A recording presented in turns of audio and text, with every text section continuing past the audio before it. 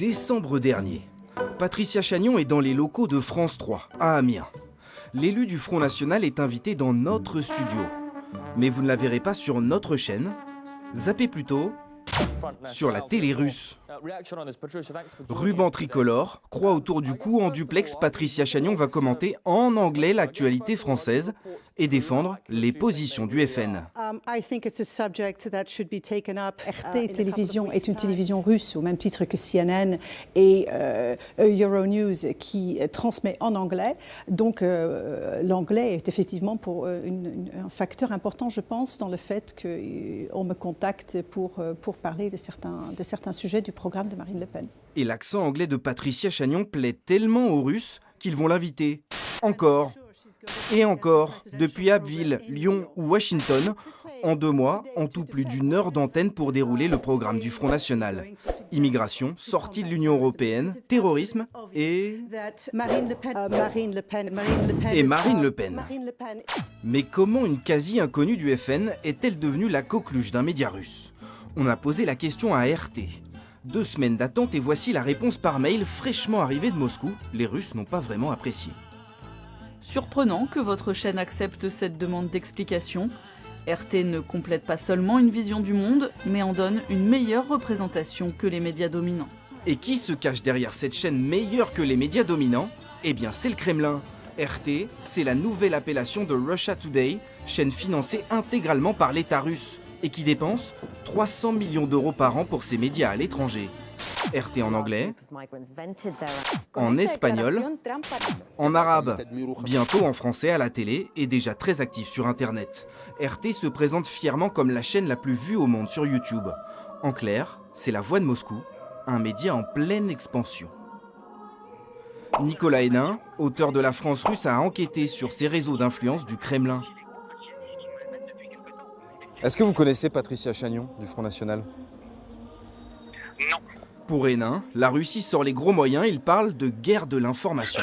On a derrière une sorte de ministère de l'information avec un agenda, des valeurs, un système de valeurs, une idéologie qui sont bien définies. Ils vont avoir quasiment des médias tabloïds, des médias trash, à la limite du complotisme, comme des médias relativement haut de gamme, notamment le supplément qui est encarté dans le Figaro assez régulièrement. Dimitri Dekochko est journaliste. Il a travaillé pour ce supplément russe du Figaro. Il est même désigné comme un recruteur des médias du Kremlin en France. L'homme s'en défend. Les procédés de la guerre d'information, c'est de discréditer les sources.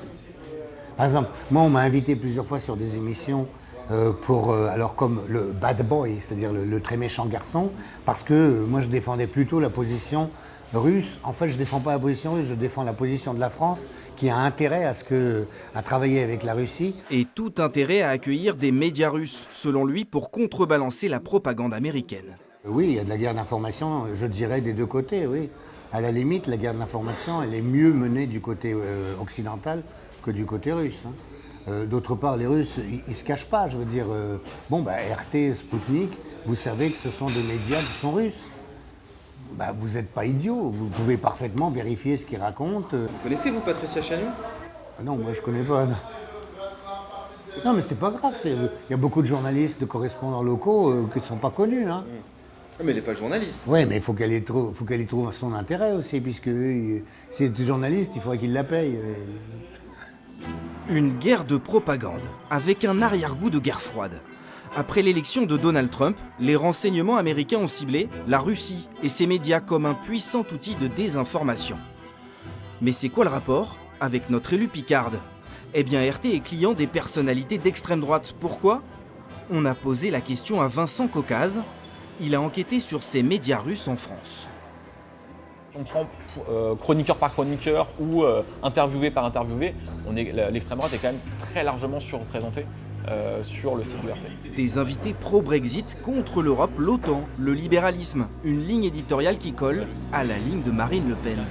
média russe en France a tout intérêt à lui donner un maximum la parole, et c'est pour ça qu'elle donne des interviews exclusives à RT, à une époque où elle parlait beaucoup moins aux médias français. Et de toute façon, elle l'a dit très clairement qu'elle reconnaîtrait la Crimée officiellement comme russe si elle était élue. On sait qu'en plus, il y a des histoires de financement derrière tout ça, avec une banque russe qui a financé la précédente campagne de Marine Le Pen. Ils sont en recherche de financement aussi. Donc il y a une proximité au moins idéologique entre Marine Le Pen et la Russie, si ce n'est plus, qui fait que de fait les médias russes ont tout intérêt à donner la parole à quelqu'un qui va défendre la ligne que eux-mêmes défendent. Alors une toute dernière question s'impose. Elle est d'importance. Le Front National est-il un partenaire des Russes ? Parce qu'au FN, comme dans les autres partis et même plus que chez les autres, n'importe qui ne peut pas s'exprimer dans les médias. Bonjour Florian Philippot. Bonsoir Florian Philippot. Bonsoir. Et Florian Philippot, vice-président du Front National. Patricia Chagnon serait-elle la Philippot à l'international ? Cela mérite une question. Un membre éminent du bureau politique est là, surprise. Non, elle n'a pas été nommée quoi que ce soit. D'accord. J'imagine qu'il y a des porte-paroles au Front National, il y a des gens qu'on voit... Non. Non ? N'importe qui peut s'exprimer ? D'accord. Non, pas vraiment. Ouais, il y a des gens qui sont au bureau politique. Je la cherchais dans l'organigramme, je la voyais pas. Non, elle n'a jamais été au bureau politique, pas du tout. Le parti ne serait donc pas au courant. Depuis notre tournage, Patricia Chagnon n'a pas été invitée de nouveau pour parler de Marine Le Pen, RT, qui prévoit l'ouverture d'une chaîne en français à la fin de l'année 2017.